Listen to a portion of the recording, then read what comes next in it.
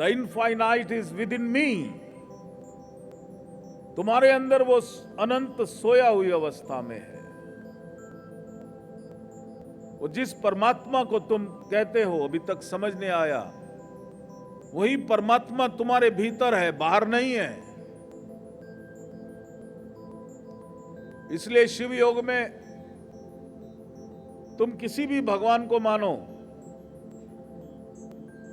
कोई चिंता नहीं है, क्योंकि तुम्हारा भगवान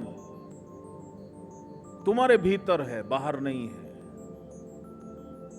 और शिव योग वो प्रोसेस है जो तुम्हें तुम्हारे भगवान से जोड़ता है। तो कोई भी आ सकता है शिव योग में, अगर वो अपने परमात्मा को खोज रहा है, क्योंकि वो अनंत तुम्हारे भीतर है। तो शिव योग is a process of merging with infinite, और कुछ समय के बाद शिव योग is a process of emerging infinite. तुम उस अनंत को अपने भीतर देखते हो और उस अनंत को तुम जागृत करते हो। यही है शिव योग। जब तुम्हारा भगवान तुम्हारे भीतर है,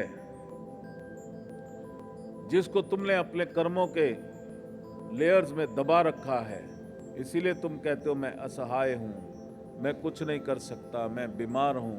लेकिन जब परमात्मा को जागृत करते हो, वो जो इनफाइनाइट पावर को जागृत करते हो, वही कहते हो ना, जो सृष्टि की उत्पत्ति करता है, पालन करता है, ही इज द क्रिएटर। तो जब उसको पूर्ण रूप से जागृत कर देते हो, तो क्या तुम क्रिएटर होते हो कि नहीं होते? बोलो यस और नो।